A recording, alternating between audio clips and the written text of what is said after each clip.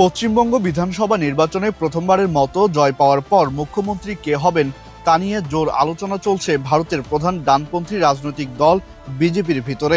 সম্ভাব্য প্রার্থীদের মধ্যে সবচেয়ে এগিয়ে রয়েছেন শুভেন্দু অধিকারী।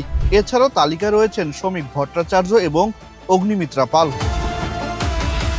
গতকাল সোমবার ঘোষিত ফলাফলে 293 আসনের মধ্যে 206টিতে জয় পেয়েছে বিজেপি।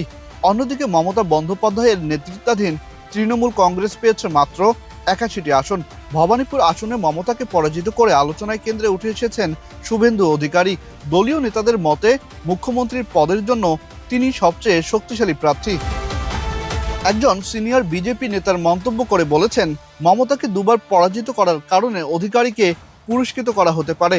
2020 সালে তৃণমূল ছেড়ে বিজেপিতে যোগ দেওয়ার পর থেকেই মমতার বিরুদ্ধে ধারাবাহিকভাবে রাজনৈতিক লড়াই চালিয়ে যাচ্ছেন তিনি। তৃণমূলের বিরুদ্ধে গিয়ে এমন রাজনৈতিক লড়াইয়ে দলের আস্থা অর্জনে এগিয়ে থাকায় মুখ্যমন্ত্রীর পদে বসতে পারেন শুভেন্দু অধিকারী।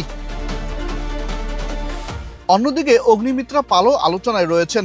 আসানসোল দক্ষিণ আসনে জয় পাওয়া এই নেত্রীকে সামনে আনার সম্ভাবনার কথাও বলেছেন অনেকে। দল যদি নারী মুখ্যমন্ত্রী বেছে নিতে চায় তাহলে তিনি শক্ত প্রার্থী হতে পারেন বলে ধারণা করা হচ্ছে। একই সঙ্গে রাজ্য সভাপতি শ্রমিক ভট্টাচার্যকেও বিবেচনায় রাখা হচ্ছে। বর্তমানে তিনি রাজ্যসভার সদস্য এবং সংগঠনে তার ভূমিকা গুরুত্বপূর্ণ।